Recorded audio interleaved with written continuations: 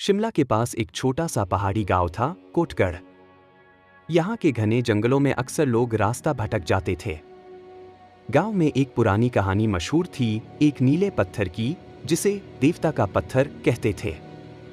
माना जाता था कि जिसे यह पत्थर मिलता है उसकी हर इच्छा पूरी हो जाती है, पर इसके साथ एक भयानक श्राप भी जुड़ा था। माया, एक कॉलेज छात्रा, अपनी गर्मियों की छुट्टियों में रिसर्च के लिए कोटगढ़ आई। उसने नीले पत्थर की कहानी सुनी, पर उसका वैज्ञानिक दिमाग इसे सिर्फ एक पुरानी कथा मान रहा था। फिर भी उसके अंदर का खोजी उसे जंगल के अंदर ले गया।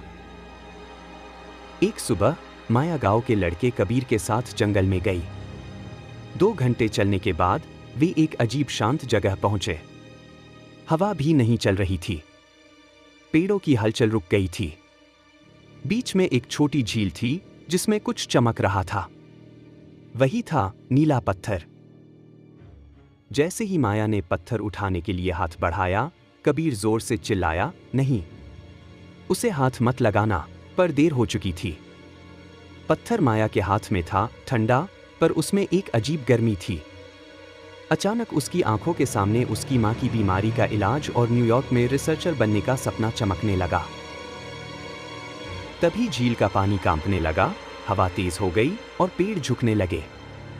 कबीर ने माया को खींचते हुए कहा, जल्दी चलो, पत्थर रख दो वरना देवता जाग जाएगा। पर माया ने कहा, मुझे मेरा सपना चाहिए, मैं खतरा उठाने को तैयार हूं। तभी जंगल में एक गूंजती आवाज आई, जो भी मुझसे इच्छा मांगता है उसे कुछ छोड़ना पड़ता है। उसी रात माया गांव वापस आ गई, लेकिन कबीर नहीं। किसी को नहीं पता वो कहां गया। माया को न्यूयॉर्क से रिसर्च स्कॉलरशिप मिल गई, उसकी मां भी ठीक हो गई। पर माया के सपने में हर रात कबीर दिखाई देता है, उसी नीले पत्थर के पास, चुपचाप, आंखों में एक सवाल के साथ, क्या सपना दोस्ती से ज्यादा जरूरी था? और तब से माया कभी चैन से नहीं सोई। यह अंत था या एक और सौदा बाकी है? क्या आप इस कहानी का अगला भाग सुनना चाहेंगे या एक नई कहानी?